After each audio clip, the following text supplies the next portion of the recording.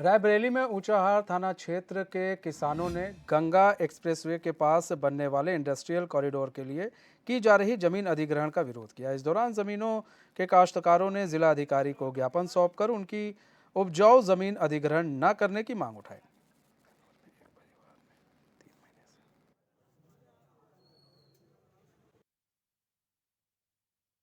तहसील ऊंचाहार के अंतर्गत इटौरा बुजुर्ग ग्राम सभा पड़ता है, टोल प्लाजा के निकट।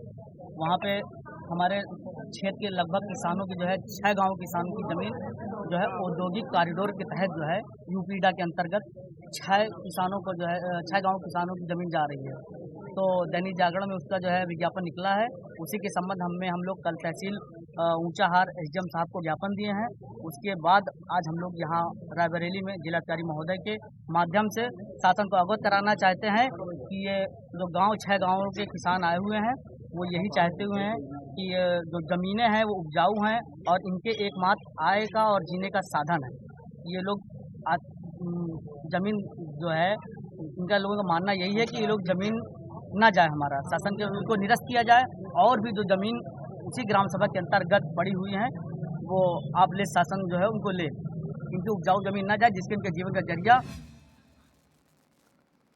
असद खान हमारे साथ, हमारे संवाददाता जुड़ चुके हैं पूरी जानकारी के साथ। असद, आज गंगा एक्सप्रेसवे पर जो किसान हैं वो धरना प्रदर्शन कर रहे थे, क्या है पूरा मामला?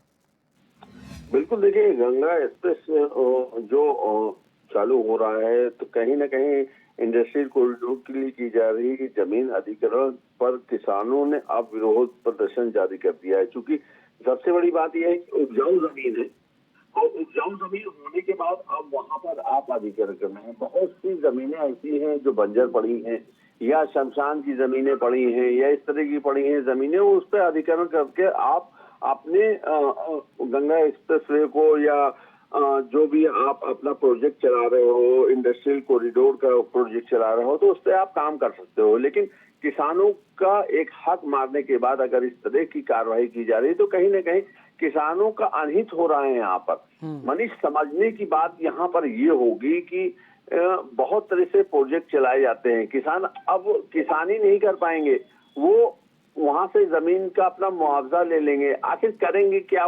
वो क्या पंचर की दुकान पर खोल के बैठेंगे, राशन की दुकान खोल के बैठेंगे, पंसारी की दुकान खोल के बैठेंगे? काम क्या करेंगे? उनका कहना साफ तौर पर यह है कि हम मुआवजा तो ले लेंगे, मुआवजा हमको मिल जाएगा। मुआवजा मिलने के बाद हम आखिर जब अपनी उपज करते थे तो सीजनली हम उपज करते थे, चाहे वो कोई भी सीजनल सब्जी हो या सीजनल फल हो या सीजनल जो भी हमारी पैदावार होती है गेहूं की, धान की, उस पर हम काम करते हुए अपने परिवार का, अपने लोगों का हम पालन पोषण कर सकते थे। लेकिन जिस तरह से ये अधिग्रहण किया जा रहा है तो उसमें कहीं ना कहीं ये जो लेखपाल हैं या जो वहां संबंधित अधिकारी हैं वो इस पर कहीं ना कहीं किसानों के अनहित काम कर रहे हैं। उस पर इन लोगों का सबसे बड़ा बोलना ये चीज है कि आप अगर कार्रवाई करिए तो ठीक है,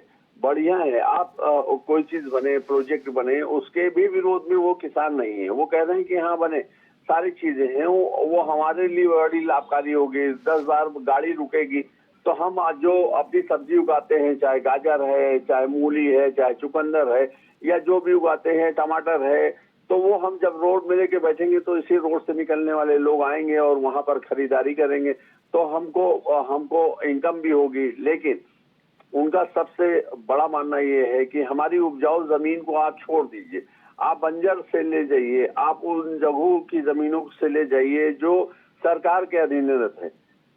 फिलहाल अब इस पर जिलाधिकारी के कार्यालय पर कम से कम 400 से 500 किसानों ने वहां पर धरना दिया और धरना देने के बाद उन्होंने अपनी बातों को जिलाधिकारी के माध्यम से पहुंचाया कि आगे जाए और हम लोगों को यहाँ पर कहीं ना कहीं कुछ तो आराम मिल सके। मनीष, ठीक है असद, बहुत बहुत धन्यवाद हमारे साथ जुड़ने के लिए और तमाम जानकारी साझा करने के लिए।